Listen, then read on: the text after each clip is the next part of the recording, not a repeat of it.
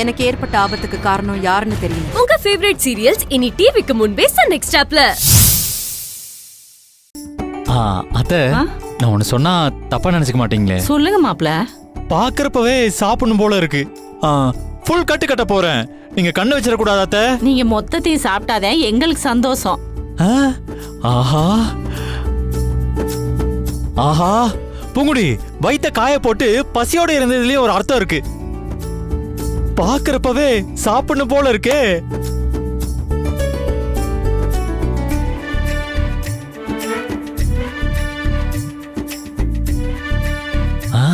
ஆஹா,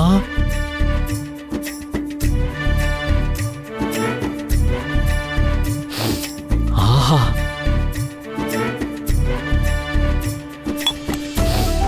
ஆஹா.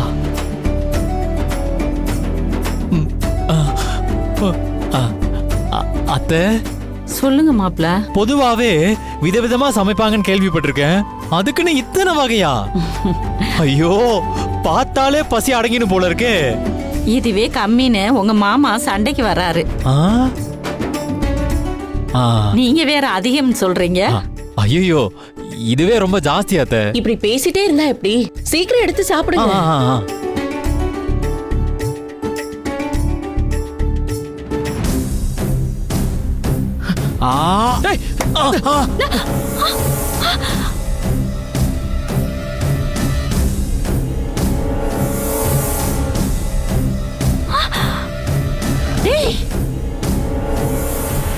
சாப்பிடாதீங்க, யாரும் சாப்பிடாதீங்க.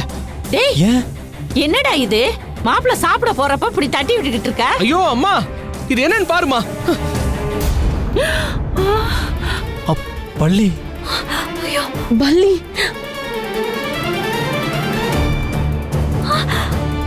என்னடா இது? டேங்க க்ளீன் பண்ணணும்னு அப்பா சொன்னாருமா. மேல போய் பார்த்தா உள்ள பல்லி செத்து கிடக்குதுமா. கண்டிப்பா அந்த தண்ணியில தான் சமைச்சிருப்பீங்க. யாரும் சாப்பிடாதீங்க, தொட கூட கூடாது.